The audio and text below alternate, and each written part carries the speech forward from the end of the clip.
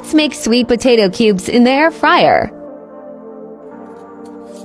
First, peel and dice sweet potato.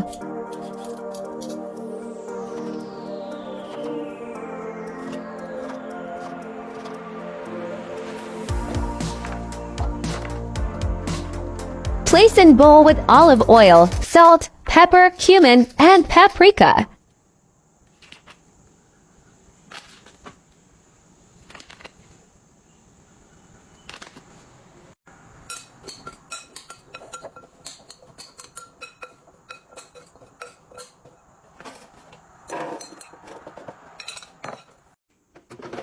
Set air fryer to 400 for 10 minutes.